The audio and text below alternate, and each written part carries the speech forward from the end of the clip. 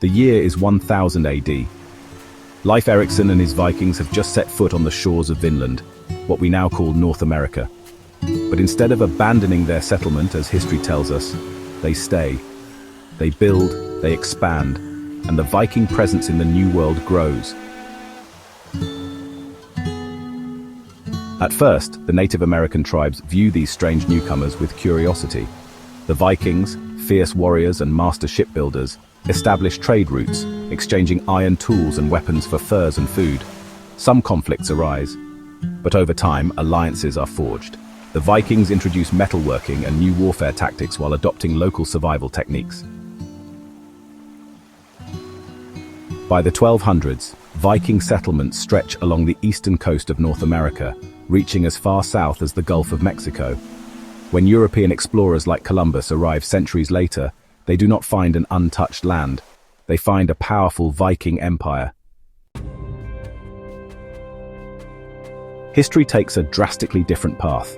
The Viking colonies, having mixed with native cultures, develop into a unique civilization, a fusion of Viking seafaring strength and indigenous resilience.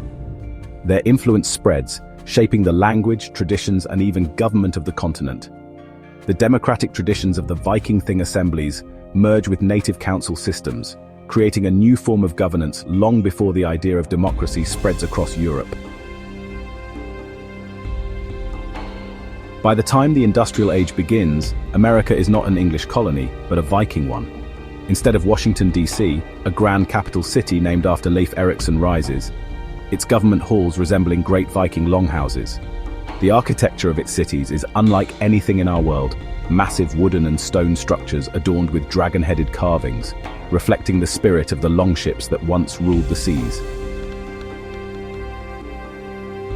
And in the modern age, the great cities of this Viking America stretch high into the sky, but they are not the glass and steel towers we know today.